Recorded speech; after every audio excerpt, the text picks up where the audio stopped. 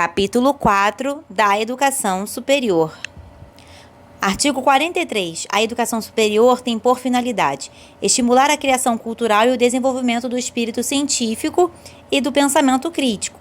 Então, o ensino superior, ele vai estar estimulando essa criação cultural, porque no nosso país e no mundo nós temos a diversidade cultural, e isso deve ser estimulado e valorizado, e o desenvolvimento do espírito científico, porque tudo que é pesquisado dentro da universidade tem uma base científica, não é uma coisa inventada, não é fake, é fato porque tem uma comprovação científica. E do pensamento reflexivo. Então, dentro da universidade, o educando ele é ensinado a refletir sobre esses fatos científicos, sobre essa criação cultural. Formar diplomados nas diferentes áreas de conhecimento, aptos para a inserção em setores profissionais e para a participação no desenvolvimento da sociedade brasileira, e colaborar na sua formação contínua. Então, o diplomado vai estar sendo formado em diferentes áreas, então você vai estar escolhendo a área que você quer, ou mais de uma, se você assim desejar, e aí você vai poder estar se formando na área que você escolher. Claro que após esse diploma, você está apto para trabalhar no setor profissional que você está formado, tá? Que você teve a formação para isso, e vai participar do desenvolvimento da sociedade brasileira. Porque quando você se forma lá na universidade e você vai estar trabalhando num setor, independente de ser pública ou privada, você vai estar contribuindo para o desenvolvimento da sociedade brasileira. E isso também vai estar colaborando para a sua formação continuada. Hoje, inclusive, muitos autores vão estar falando que o seu local de trabalho, a prática, é um local privilegiado para a sua formação. E aí você vai estar consolidando um pouquinho da teoria com a prática.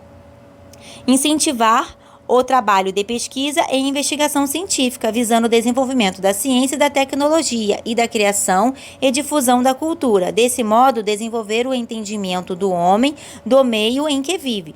Então, a universidade vai estar sempre desenvolvendo aí a questão da pesquisa, investigação científica. Quando eu falo universidade, é educação superior, tá?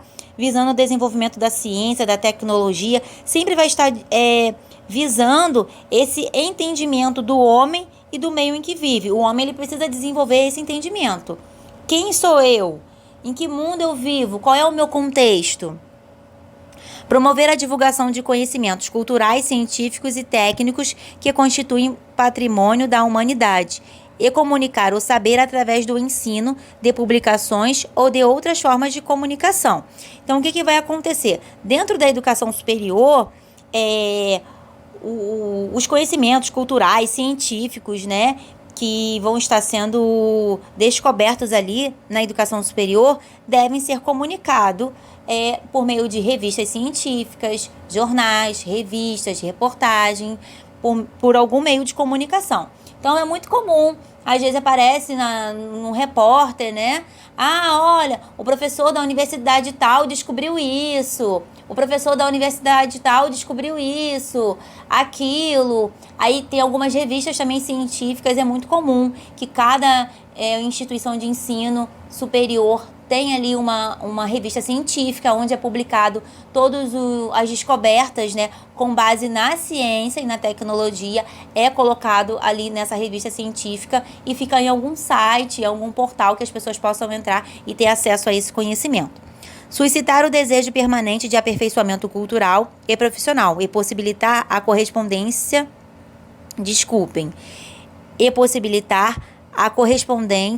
concretização, integrando os conhecimentos que vão sendo adquiridos numa estrutura intelectual sistematizadora do conhecimento de cada geração. Então, aqui vai estar sempre tendo esse desejo de ter um aperfeiçoamento cultural e profissional. E aí você vai falar assim, Fernanda, mas por que o cultural? Porque com o tempo as culturas vão se modificando, tá? E é importante que o profissional diplomado na educação superior ele tem essa noção que a cultura vai se modificando. Vou dar um exemplo aí, que muita gente já passou por isso. Quando o bebezinho nascia, a mãe tinha que usar o famoso cinteiro. Os médicos recomendavam o famoso cinteiro para o umbigo o cordão umbilical da criança, né? Amassar ali naquele cinteiro e o umbigo ficar fechadinho. Hoje se usa cinteiro na criança? Não. Hoje a gente só coloca álcool 70. Não precisa mais colocar aquele cinteiro pro umbiguinho da criança cair. Então, foi um aperfeiçoamento cultural que acabou acontecendo ali com a ciência e a cultura. Hoje já não precisa mais disso. Tinha mãe que colocava moeda, pó de café, e hoje já não precisa mais disso. Então, é o cultural e o profissional junto, tá? E aqui quando fala numa estrutura intelectual sistematizadora, porque o conhecimento, ele tem uma hierarquia. Lá na escola a gente aprende o quê? Somar, dividir, subtrair, aí depois aprende o quê? Equação, inequação, porque isso é importante ter essa estrutura intelectual. Estimular o conhecimento dos problemas do mundo presente, em particular as nacionais e regionais. Prestar serviços especializados à comunidade e estabelecer com esta uma relação de reciprocidade. Então, é muito comum algumas instituições de nível superior terem serviços de acesso à comunidade, como psicólogo, fono, psicopedagoga, fisioterapia. Alguns hospitais também, como o Pedro Ernesto. A maioria das pessoas que trabalham no Pedro Ernesto são pessoas que estão fazendo residência, né, das universidades e assim por diante. Temos vários hospitais aí que a pessoa tem atendimento de graça e quem atende são os universitários, são as pessoas que estão fazendo ali os estágios e estão se formando, tá? Até porque o estágio é atividade prática que faz parte do currículo aí da educação superior. Promover a extensão aberta à capacitação da população, visando a difusão das conquistas e benefícios resultantes da criação cultural e da pesquisa científica e tecnológica geradas na instituição. Então, é muito importante a instituição de ensino superior desenvolver cursos de extensão aberto à população. E esses cursos de extensão, eles visam ali uma questão cultural, uma questão da pesquisa também científica, tecnológica. Então, várias instituições de ensino superior, você vê que é muito comum ter cursos de extensão. Curso de extensão de babá, curso de extensão de recreadora, curso de extensão de auxiliar administrativo. E aí, nesse curso de extensão, ela vai dizer quais são os requisitos para estar fazendo esse curso. Ensino médio, ensino fundamental, só saber ler e escrever. Atuar em favor da universalização e do aprimoramento da educação básica. Sabemos que a educação básica ela é obrigatória dos 4 aos 17 anos de idade, tá? Mediante a formação e a capacitação de profissionais, a realização de pesquisas pedagógicas e o desenvolvimento de atividades de extensão que aproximem os 2 níveis escolares. Nós sabemos que nós temos 2 níveis escolares, nível 1, educação básica, que é obrigatória dos 4 aos 17 anos, e nível 2, educação superior. Então, vai ter aí uma atuação, né, do ensino superior na questão de universalização e aprimoramento da educação básica. Essa educação básica vai ser para todos, todos terão acesso. E aí, a educação superior vai estar atuando na formação e capacitação dos profissionais da educação básica, realizando pesquisas pedagógicas, desenvolvimento de atividades de extensão, que aproximem esses 2 níveis de escolaridade. Então, é muito comum, dentro das universidades de ensino superior, termos cursos de extensão para professores de educação infantil, professores de ensino fundamental, cursos de educação inclusiva e assim por diante. Artigo 44, a educação superior abrangerá os seguintes cursos e programas. Isso aqui já caiu em provas, principalmente quem vai fazer aí concurso para a Marinha, aeronáutica e concursos de ensino superior, como também técnico em assuntos educacionais do Pedro II, da Rural, da UERJ, da UFRJ e de outros lugares do Brasil. Dependendo da onde você for fazer esse concurso, a instituição, se ela tiver ensino superior, isso aqui é muito comum cair. Então, vamos ver quais são os cursos aí que abrangem a educação superior. Cursos sequenciais por campo de saber, de diferentes níveis de abrangência, aberto a candidatos que atendam aos requisitos estabelecidos pelas instituições de ensino, desde que tenham concluído o ensino médio ou equivalente. Esse ou equivalente porque tem aquelas pessoas que fazem a EJA, a educação de jovens e adultos, tem aquelas pessoas que fazem o ensino médio num colégio naval, na escola naval, que é o ensino médio, e assim por diante, tá? Então, esses cursos são cursos que tem aquela sequência ali, módulo 1, módulo 2, módulo 3, e aí para fazer aquele curso eles pedem ali o mínimo o ensino médio, tá? Então são cursos que tem aquela sequência. de graduação aberto a candidatos que tenham concluído o ensino médio ou equivalente e que tenham sido classificados em processos seletivos. Então, os cursos de graduação são abertos para as pessoas que tenham concluído o ensino médio ou equivalente, a mesma coisa que eu falei. Esse equivalente é a pessoa que fez a educação de jovens e adulto, que fez a escola naval, ou que fez um ensino médio num colégio militar. Então, ela vai poder ter acesso à educação superior. E aqui vai estar falando, que precisa ser classificado num processo seletivo. Então, a instituição ela vai ter um processo seletivo, algumas fazem provas, outras redações, e aí, mediante essa classificação, o aluno vai estar ingressando na graduação. De pós-graduação, compreendendo programas de mestrado e doutorado, cursos de especialização, aperfeiçoamento e outros, aberto a candidatos diplomados em cursos de graduação e que atendam às exigências das instituições de ensino. Então, os cursos de pós-graduação são os programas de mestrado e doutorado. Então, você precisa ter na sua mente que nós temos aí pós-graduação estrito sensu, que é o mestrado e o doutorado, tá? Um ou outro, ou quem quiser faz os dois. E os cursos de especialização nós chamamos de lato sensu, pós-graduação lato sensu, que é aquela especialização que você faz ali em torno de um ano e meio ou até 2 anos e tem a carga horária mínima de 360 horas, tá? O curso de mestrado e doutorado, que são pós-graduações estrito sensu, elas estão relacionadas a pesquisas. Então, você faz parte de um grupo de pesquisa, você desenvolve a sua temática dentro de uma pesquisa de um professor, né? Então, já é uma coisa bem mais ampla. Aí aqui está falando aqui que para a pessoa cursar a pós-graduação, ela, tanto o estrito sensu ou o lato sensu, ela precisa ter a graduação. Então, muito cuidado com isso, tá? O ideal para você cursar é que você tenha a graduação. Se você cursar antes, você não consegue pegar o diploma da pós, ou às vezes a sua pós não vai ter validade, porque você fez essa pós antes de você ter concluído a graduação. Algumas instituições de pós-graduação deixam o candidato fazer a pós-graduação quando ele está no último ano da universidade, ali da graduação. Quando ele está no último ano da graduação, algumas instituições deixam você cursar a pós, tá? Outras instituições não, só deixa você cursar a pós mediante a comprovação de ter concluído a graduação. De extensão, abertos a candidatos que atendam os requisitos estabelecidos em cada caso pelas instituições de ensino. Esses cursos de extensão são os cursos abertos ao público, como eu até citei em alguns vídeos, babá, auxiliar de secretaria, recreação, educação inclusiva, que como requisito às vezes só pede que a pessoa tenha noções básicas de leitura e escrita.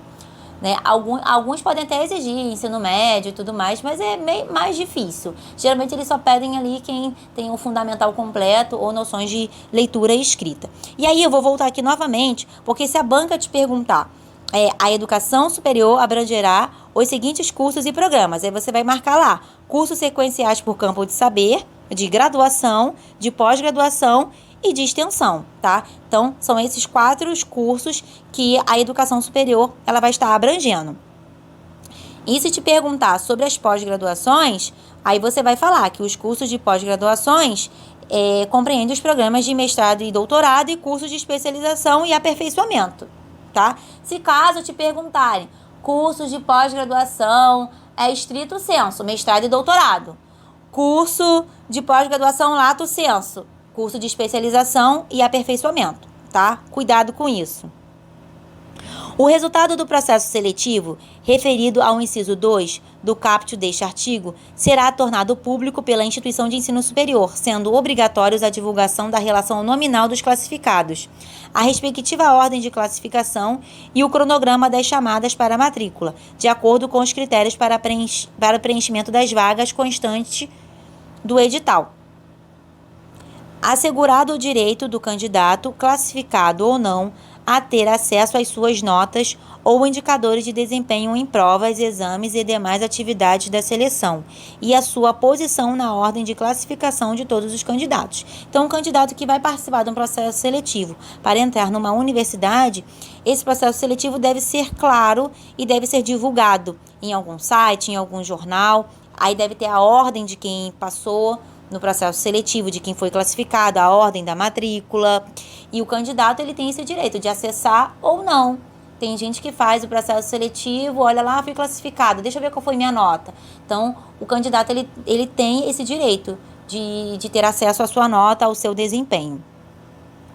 No caso de empate no processo seletivo, as instituições públicas de ensino superior darão prioridade de matrícula ao candidato que comprove ter renda familiar inferior a 10 salários mínimos ou ao de menor renda familiar, quando mais de um candidato preencher o critério inicial. Então, houve um empate e aí duas pessoas ficaram empatadas. Vai conseguir fazer a matrícula aquele candidato que conseguir comprovar a menor renda familiar. Para as universidades públicas, gente, pelo amor de Deus, não está falando da universidade privada, tá? O processo seletivo referido no inciso 2º considerará as competências e as habilidades definidas na Base Nacional Comum Curricular. Então, para o aluno poder entrar no ensino superior, que vão ser consideradas essas competências e habilidades definidas da base. E a Base Nacional Comum Curricular, ela tem 10 competências gerais. E por meio dessas competências, os alunos estarão desenvolvendo habilidades. Habilidades na questão de compreensão, de fala, de comunicação, argumentar com base em dados científicos e assim por diante. Então, esse processo seletivo levará em consideração isso. O aluno que conseguiu escrever bem, que conseguiu, se tiver alguma prova oral, que conseguiu responder bem as questões, que fez uma excelente redação, tá? A educação superior será ministrada em instituições de ensino superior, públicas ou privadas, com variados graus de abrangência ou especialização. Então, pode existir diferentes instituições de educação superior, tanto públicas e privadas, e aí vai depender do grau de abrangência ou de especialização de cada uma. É muito comum a gente ouvir assim, a universidade tal é especializada em medicina, a universidade tal é especializada em educação física, a universidade tal é especializada em pedagogia, na área da educação. Eu moro aqui, em Paciência, então as universidades privadas mais próximas à minha residência são as que ficam em Campo Grande ou em Santa Cruz. E aí, na época que eu fui fazer o meu curso, nós tínhamos a faculdade FEUC, que fica aqui em Campo Grande, que é conhecida como a Faculdade do Professor, e também nós tínhamos a Morcibasto, que foi onde eu me formei. E eu fui para a Morcibasto porque no ano que eu fui fazer minha matrícula, a Morcibasto tinha ficado com nota 4 no MEC, com a nota mais alta que a da FEUC. E então, por isso que eu fui para a universidade, para Morcibasto, porque lá foi uma universidade que ganhou uma nota maior, e ficou conhecida, no bairro como uma das melhores universidades na área de pedagogia. A autorização e o reconhecimento de cursos, bem como o credenciamento de instituições de educação superior, terão prazos limitados, sendo renovados periodicamente após o processo regular de avaliação. Então, quando a universidade ela decide colocar um curso novo, esse curso ele vai ser reconhecido, vai ter autorização, vai ter o reconhecimento, porém eles terão prazos, e esses prazos devem ser renovados. Então, às vezes é comum, por exemplo, até onde eu estudei, no ano que eu entrei, tinha licenciatura em física. Aí 2 anos depois não teve mais. Primeiro porque não tinha muita procura. E aí depois eles resolveram encerrar, porque aí eles não queriam ficar renovando porque não tinha muita procura. Ou então também esses cursos eles passam por avaliações. Então, se eles tiverem 3 anos seguidos, conceito D, aí no 4º ano já não pode mais ter esse curso, tá? Então, é muito importante essa avaliação, porque é essa avaliação que você vê a qualidade do curso. E aí, quando você também vê que um curso na universidade tal não tem mais o curso de Direito. Não tem mais o curso de Direito, porque provavelmente esse curso não foi bem avaliado e aí resolveram encerrar com o curso naquela instituição. Após um prazo para o saneamento de deficiências eventuais identificadas pela avaliação a que se refere este artigo, haverá reavaliação, que poderá resultar, conforme o caso, em desativação do curso e habilitações, em intervenção na instituição, em suspensão temporária de prerrogativas da autonomia ou em descredenciamento, que foi o que eu acabei de falar. O curso fez várias avaliações, não conseguiu, pode ser reavaliado novamente, e se não conseguir, ele vai ser suspenso. O curso de Direito aqui a gente está suspenso por um tempo, ou então não vai mais existir curso de Direito, esse curso é descredenciado e essa universidade não pode mais oferecer aquele curso, tá? No caso da instituição pública, o Poder Executivo, responsável por sua manutenção, acompanhará o processo de saneamento e fornecerá recursos adicionais, se necessário, para a superação das deficiências. Quando se tratar de uma instituição pública, as instituições ali, elas conseguirão recursos, né, com o poder público ou com aquele órgão responsável. Se a universidade é uma universidade estadual, então o Estado vai colocar ali recursos financeiros para estar ajudando essa instituição a melhorar aquele curso. No caso da instituição privada, além das sanções previstas no parágrafo 1º deste artigo, o processo de reavaliação poderá resultar em redução de vagas autorizadas ou em suspensão temporária de novos ingressos e de oferta de cursos. Isso pode acontecer também na universidade privada. Então, quando o curso às vezes recebe uma nota baixa ali, então para o próximo ano aquele curso termina naquele ano, ele não é cancelado no meio e deixa o aluno na mão. Então, quanto tempo falta para acabar esse curso aqui? Faltam 2 anos. Então, os alunos terminam aquele curso ali, tá? Recebem o seu diploma, porém a universidade não pode mais oferecer aquele curso, porque aquele curso foi descredenciado por ter uma nota baixa. É facultativo ao Ministério da Educação, mediante procedimento específico e com aquiescência da instituição de ensino, com vista a resguardar os interesses dos estudantes, comutar as penalidades previstas nos parágrafos 1º e 3º deste artigo sobre outras medidas, desde que adequadas para a superação das deficiências e irregularidades constatadas. Então, pessoal, algumas pessoas, quando o curso às vezes é suspenso e tudo mais, elas podem entrar com processos ali no Ministério Público, tá? Só que é facultativo o Ministério Público intervir ou não. Se o curso foi avaliado e não teve uma boa nota, a pessoa tem até o direito de recorrer ao Ministério Público, tá? Devido às penalidades que aquela instituição vai receber. Porém, é facultativo se o Ministério Público vai dar favorável ao aluno ou não, ou a pessoa que está entrando com um processo em prol daquela instituição, para que volte o curso, ou para que aquelas deficiências sejam sanadas. Aí vai depender se o Ministério Público vai aderir ou não.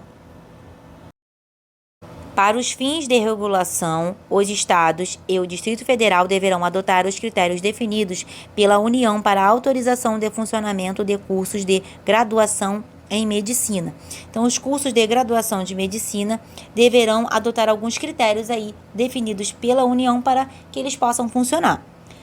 Na educação superior, o ano letivo regular, independente do ano civil, tem no mínimo 200 dias de trabalho acadêmico efetivo. Então, muito cuidado, porque a gente está acostumado na universidade com semestre, primeiro semestre e segundo semestre.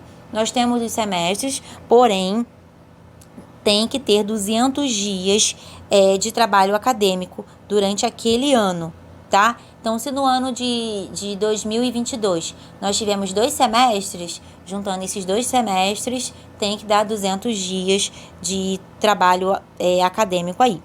Excluído o tempo reservado aos exames finais, quando houver. A mesma coisa do ensino fundamental e médio. Então, se o aluno vai ter que fazer uma prova final, porque ficou com pendência alguma matéria, ele vai fazer essa prova final fora dos 200 dias de acadêmico aí de trabalho, tá? Então, cuidado com isso. E aqui tem uma vírgula, ó, quando houver. Então, não é sempre que vai ter prova final, porque algumas universidades têm a prova ali do semestre, mas se o aluno não conseguiu a nota, ele pode fazer uma prova final, que geralmente anula as notas que ele teve antes. Se ele tirar a boa nota na prova final, ele é aprovado. As instituições informarão aos interessados, antes de cada período letivo, os programas dos cursos e demais componentes curriculares, sua duração, requisitos, qualificação dos professores, recursos disponíveis e critérios de avaliação, obrigando-se a cumprir as respectivas condições, e a publicação deve ser feita sendo as 3 primeiras formas concomitantes. Então, assim, muito cuidado, porque quando você está numa universidade, quando você vai entrar, né, na educação superior, ou quando você vai de um semestre para o outro, precisa estar em algum local ali a duração do curso, quais são os componentes curriculares que tem naquele curso, a qualificação dos professores. É muito comum, assim, quando você pega a grade, né, da sua universidade, que são as matérias que tem ali, que você vai estar cursando, professora fulano de tal, mestre em educação pela universidade tal. Professor fulano de tal, mestre em filosofia pela universidade tal. Doutor, pós-doutor. Então, é muito importante ter isso aí, tá? E aí, como deve ser feita aí essa questão dessa publicação aí para as pessoas terem acesso? Em página específica na internet, no sítio eletrônico oficial da instituição de ensino superior, obedecendo o seguinte. Então, a instituição ela tem que ter uma página da internet ou um blog, alguma coisa, mas tem que ter alguma coisa na internet, tá? Aqui tá falando no sítio, que tá relacionado ao site. E aí, que é onde vai estar hospedado. E aí, lá vai ter os seguintes critérios aí. Toda publicação a que se refere esta lei deve ter como título grade ou corpo docente. Então, vai estar lá, grade ou corpo docente. Vai estar lá os professores que fazem parte, né? E as disciplinas que cada professor vai estar atuando na instituição ou naquele semestre. A página principal da instituição de ensino superior, bem como a página da oferta de seus cursos aos ingressantes sobre a forma de vestibulares, processos seletivos e outras com a mesma finalidade, deve conter a ligação desta com a página específica prevista nesse inciso. Então, o que vai acontecer? Lá nessa página vai ter os cursos aos ingressantes. Que curso você quer fazer? Aí você vai entrar lá na página da universidade e você vai saber se você quer fazer pedagogia, história, medicina.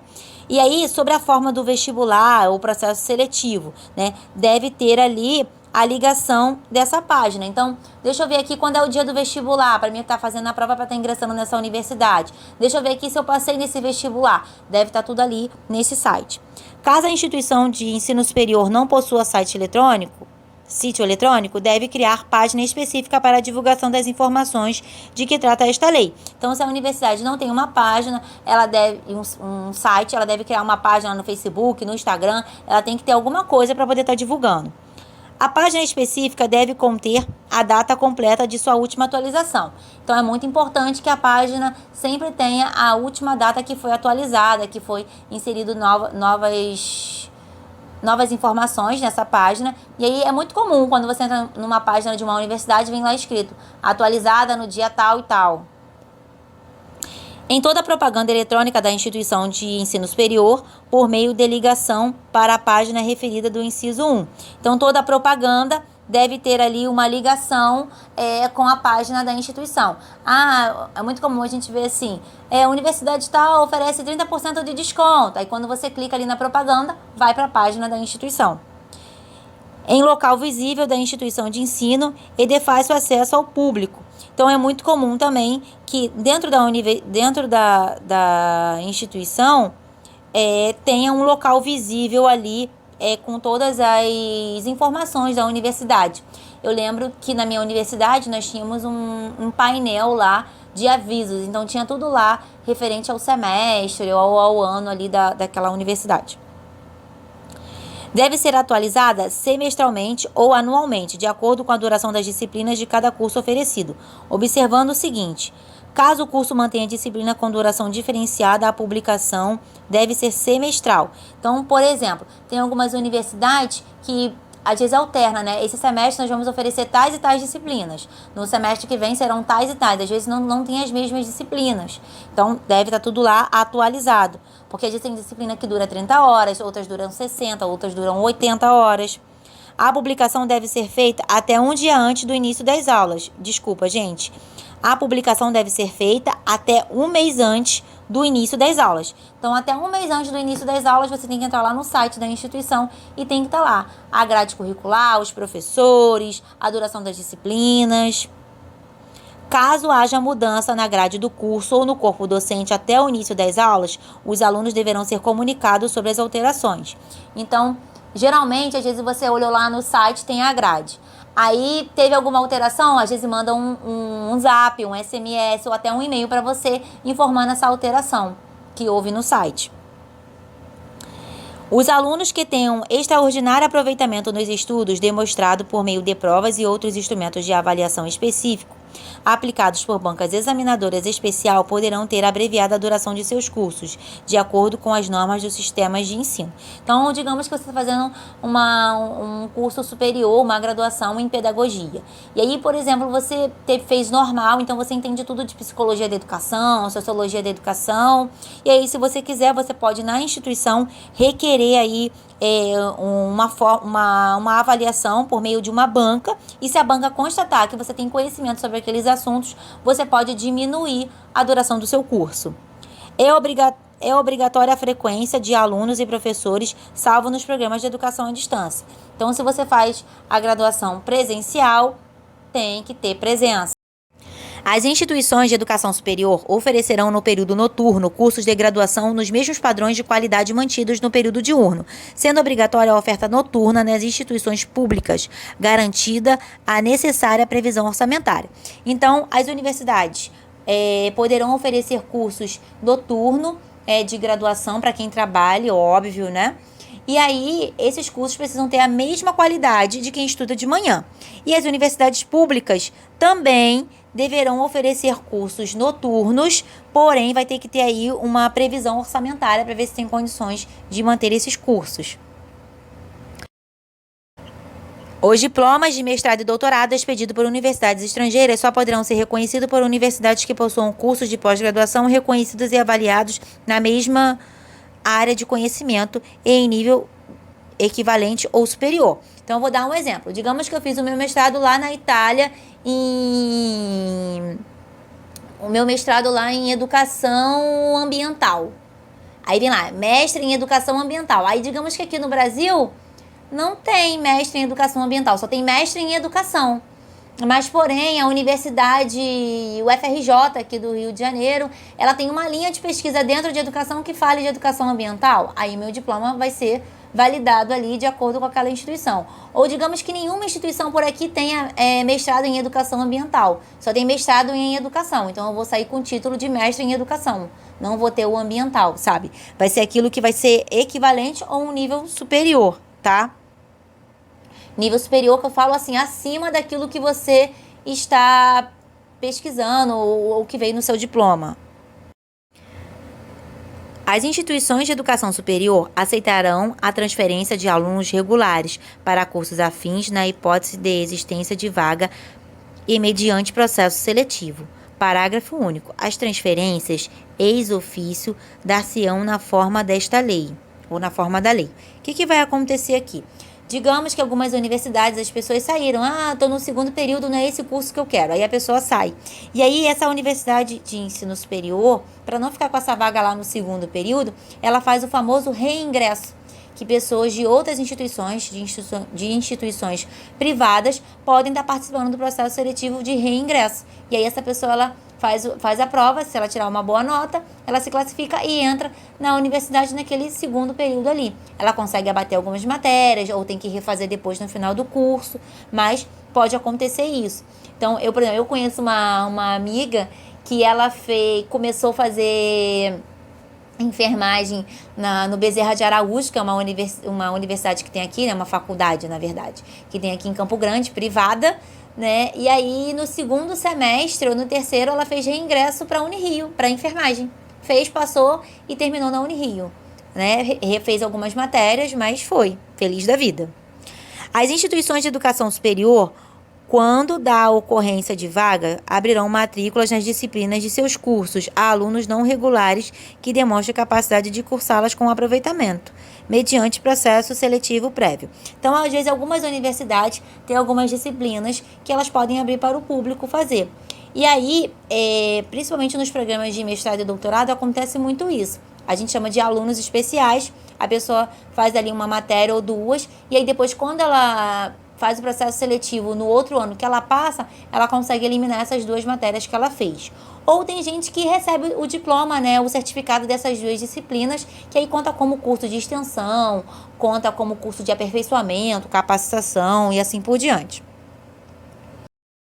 Instituições de educação superior credenciadas como universidades, então somente as universidades, ao deliberar sobre critérios e normas de seleção e admissão de estudantes, levarão em conta os efeitos desses critérios sobre a orientação do ensino médio, articulando-se com os órgãos normativos dos sistemas de ensino. Então, a educação superior credenciada como universidades, elas vão poder estar deliberando critérios e seleção de admissões para os estudantes, tá?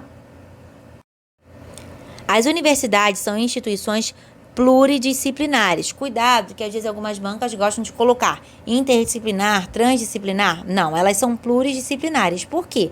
Porque ali nós temos várias formações dentro da educação superior. Você entra lá numa universidade e você se forma em médico, dentista, professor e assim por diante. Então, vou ler novamente e cuidado com essa palavra. As universidades são instituições pluridisciplinares de formação dos quadros profissionais de nível superior, de pesquisa e de extensão, e de domínio e cultivo do saber humano, que se caracterizam por. Então, vocês sabem que a educação superior, ela tem essa preocupação aí com o quadro de profissionais de nível superior, de pesquisa e extensão. Então, aqui nós temos, pessoal, essa questão é que nós chamamos de indissociáveis, ou seja, não se separam, pesquisa e extensão, tá? 1. Produção intelectual institucionalizada mediante o curso sistêmico dos temas e problemas mais relevantes, tanto do ponto de vista científico e cultural, quanto regional e nacional. Então, a produção intelectual que vai estar sendo desenvolvida dentro da universidade vai ter um estudo sistêmico, porque ela vai ter uma hierarquia ali de conteúdos e temas e problemas mais relevantes para a nossa sociedade. Vai ter o ponto de vista científico e cultural, tá? Quanto regional e nacional. E aí você fala assim, Fernanda, mas a gente pode ter um ponto de vista científico e cultural? Sim, você vai ter a ciência ali, mas você também vai ter a questão da cultura daquele povo.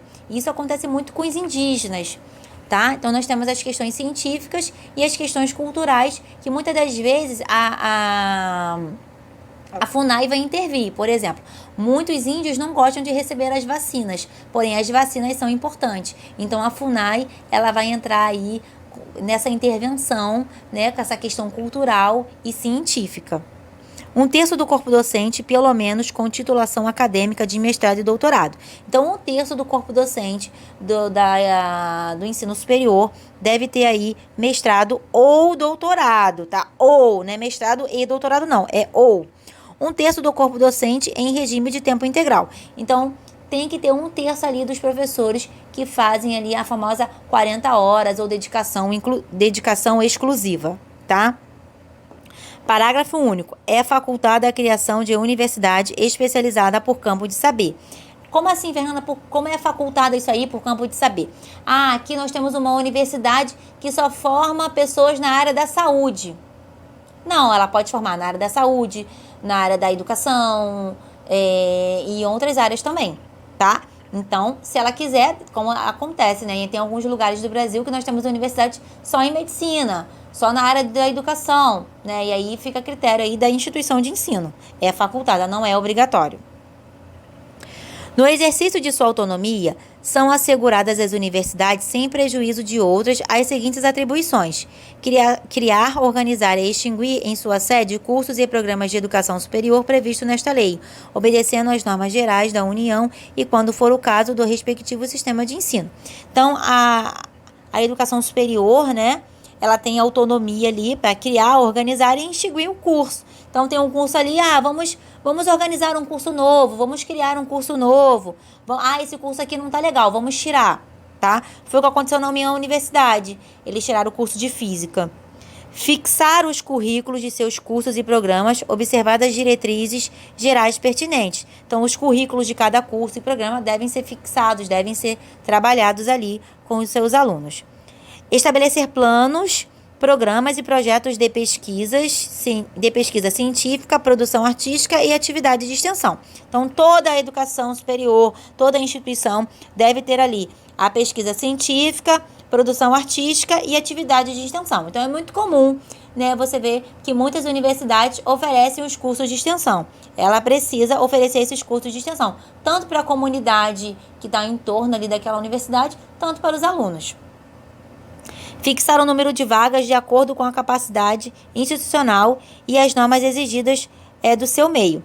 Esse fixar aqui, pessoal, é fixar o número de vagas, né, de acordo com a capacidade ali. nós só podemos atender 500 pessoas. Então, eu posso atender 520? Não, eu só posso atender 520 de acordo com a minha estrutura.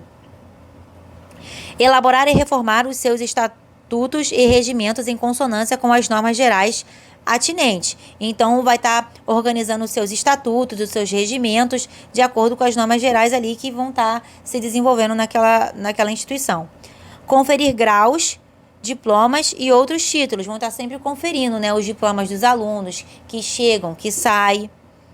Confirmar contratos e acordos e convênios. É muito comum as universidades estarem conveniadas com algum lugar para dar estágio para os alunos, para oferecer cursos. Isso é importantíssimo.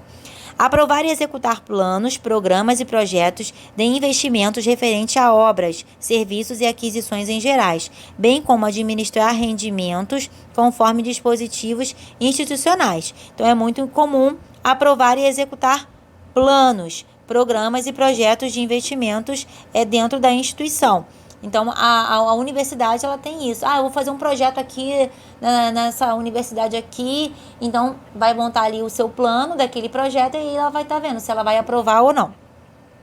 Administrar os rendimentos e deles dispor na forma prevista no ato da Constituição, nas leis e nos respectivos estatutos. Então, ela vai estar administrando os seus rendimentos, o dinheiro que entra, vai estar vendo o que ela pode fazer, o que não pode, mas de acordo com a Constituição Federal, de acordo com os seus estatutos e tudo mais. Receber supervenções, doações, heranças, legados e cooperação financeira resultantes de convênios com entidades públicas e privadas. Algumas universidades públicas fazem ali convênios com universidades privadas e aí elas, acabam tendo doações, heranças, acabam ali se unindo, para desempenhar aí uma educação superior de qualidade. Para garantir a autonomia didático-científica das universidades, caberá aos seus colegiados de ensino e pesquisa decidir, dentro dos recursos orçamentários disponíveis, sobre criação, expansão, modificação e extinção de cursos. Então, a universidade vai estar se unindo e aí vai estar vendo, de acordo com o seu colegiado, se vai ter curso, se vai expandir, se vai modificar, se vai tirar o curso. Ampliação e diminuição de vagas. Então, esse ano nós abrimos tantas vagas, as turmas ficaram superlotadas. Então, para o ano que vem vamos diminuir e tudo mais. Elaboração da programação dos cursos. Todo curso ele tem uma programação.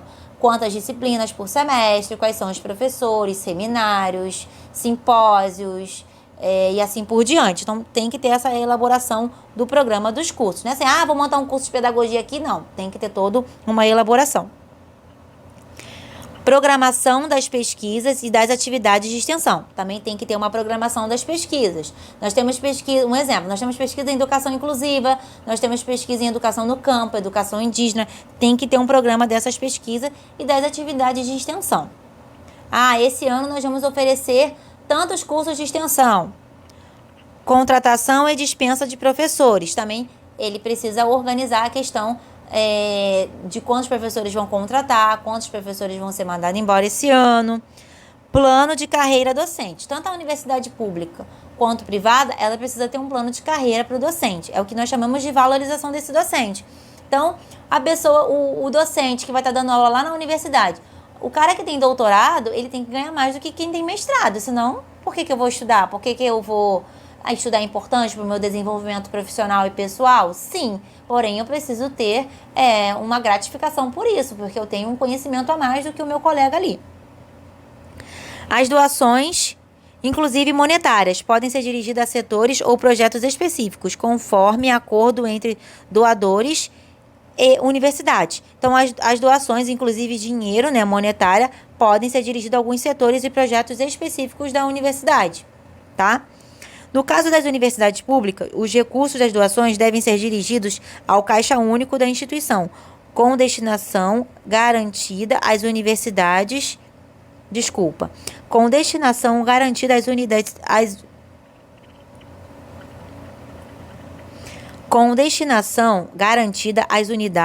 a serem beneficiadas. Eu quero fazer uma doação para uma universidade pública. Vai ter um caixa único da instituição e lá você vai dizer quais são as unidades que serão beneficiadas com aquela doação. As universidades mantidas pelo poder público gozarão, na forma da lei, de estatuto jurídico especial para atender às peculiaridades de sua estrutura, organização e financiamento pelo poder público, assim como de seus planos de carreira e de seu regimento jurídico do seu pessoal. Então, as universidades mantidas pelo poder público, elas terão um estatuto jurídico ali especial para atender às peculiaridades de sua estrutura. Mas por que isso? Digamos que tem uma universidade lá em Manaus. Lá, eles têm algumas peculiaridades locais, como chuvas, chove 7 meses direto, as cheias dos rios. Então, a organização, o financiamento ali, as estruturas, o plano de carreira do professor pode variar. Porque às vezes o professor ele vai precisar, para dar aula numa universidade, vai precisar ficar um dia no barco, ficar 10 horas no barco para chegar lá na universidade, porque lá, a maioria dos locais lá, você se locomove muito por barcos, né? Então, aí vai ter essa especificidade. No exercício da sua autonomia, além das atribuições asseguradas pelo artigo anterior, as universidades públicas poderão propor o seu quadro de pessoal docente, técnico e administrativo, assim como um plano de cargos e salários, atendido às normas gerais pertinentes aos recursos disponíveis. Então, as universidades vão poder propor aí o seu quadro de docente. Aqui eu recebi esses currículos, eu quero esse e esse professor. Também vai propor o seu plano de cargos e salário. Quem tem mestrado ganha 30% do salário, quem tem doutorado ganha 52% do salário, e assim por diante. Elaborar o regulamento do seu pessoal em conformidade com as normas gerais concernentes. Então, essa instituição vai estar elaborando ali o regimento, as normas daquela instituição, claro, de acordo com a Constituição Federal, de acordo com a LDB e tudo mais. Aprovar e executar planos, programas e projetos de investimentos referentes à obra, serviços e aquisições em gerais, de acordo com recursos alocados pelos respectivos poder mantenedor. Então, a educação superior, a instituição vai poder estar aprovando, executando planos, projetos, tudo que for para melhorar ali a qualidade do seu ensino. Elaborar seus orçamentos anuais e plurianuais. Então, principalmente as universidades públicas, elas no final do ano elas sempre soltam ali o seu plano, o seu projeto para o ano seguinte e o seu orçamento daquele de 1 ano ou de 2 anos ou mais. Digamos, a universidade esse ano implantou o curso de letras e italiano. E aí esse curso tem duração de 4 anos, então ela vai gerar o orçamento ali de 4 anos para poder manter esse curso. Esse orçamento envolvendo ali a questão do salário do professor, a questão de infraestrutura mesmo, de luz, água e tudo mais. Adotar regime financeiro e contábil para atender às suas peculiaridades de organização e funcionamento. Então, vai estar adotando ali um regime financeiro e contábil para que atenda às peculiaridades que possam estar acontecendo dentro daquela instituição. Então, por exemplo, digamos que essa chuva que deu aqui no Rio de Janeiro encheu uma universidade aí, ficou alagada. Então, vai ter que ter um orçamentozinho para poder organizar esse momento aí que ficou alagado, né? Então, vai precisar de um orçamento para atender essa peculiaridade. Realizar operações de crédito ou de financiamento com aprovação do poder competente para aquisição de bens imóveis, instalações e equipamentos. Então, a universidade também vai poder realizar operações de crédito e financiamento. Digamos, essa universidade aqui ela ficou pequena e tudo mais, então eu quero comprar um outro imóvel, então eu vou poder ir lá fazer um financiamento para comprar um outro imóvel para poder estar ampliando a minha universidade. Comprar equipamentos novos, efetuar transferências, quitações e tomar outras providências de ordem orçamentária, financeira e patrimonial necessárias ou seu bom desempenho. Então, ela vai poder também estar efetuando transferências, quitações, outras providências, pode ser orçamentária e financeira ou patrimonial. Esse prédio aqui, ele é da UFRJ, mas a UFRJ ela quer transferir esse prédio para a Prefeitura do Rio, para o prefeito, para ele criar uma escola. Pode estar fazendo essa transferência, tá? Só um exemplo, gente. Atribuições de autonomia universitária poderão ser estendidas a instituições que comprovem alta qualificação para o ensino ou para a pesquisa com base em avaliação realizada pelo poder público. Então, o poder público vai estar sempre avaliando para ver se aquela instituição ela tem uma alta qualificação para o ensino e para a pesquisa. Caberá à União assegurar anualmente em seu orçamento geral recursos suficientes para a manutenção e desenvolvimento das instituições de educação superior por ela mantidas. Então, a União vai estar sempre fazendo o orçamento geral ali para a manutenção das instituições de educação superior mantida pela União. As instituições públicas de educação superior obedecerão os princípios de gestão democrática. Isso aqui que eu quero que você preste atenção, pega papel e caneta, anotem aí. Então, a educação superior pública, tá, gente? Pelo amor de Deus, não é a particular. A educação superior pública, ela de ensino superior, de educação superior, ela vai ter aí o princípio da gestão democrática, assegurada a existência de órgãos colegiados deliberativos de que participarão os segmentos da comunidade institucional, local e regional. Então, toda instituição, ela, como acontece no ensino fundamental e médio, na educação infantil, na educação básica, nós temos ali a escola, né, os professores, os pais que se reúnem para discutir o projeto político-pedagógico. Dentro da universidade também vai ter um grupo que vai envolver os professores, alunos, alguém em volta à comunidade também pode estar participando, que nós chamamos de colegiado, tá? Que aí vão estar participando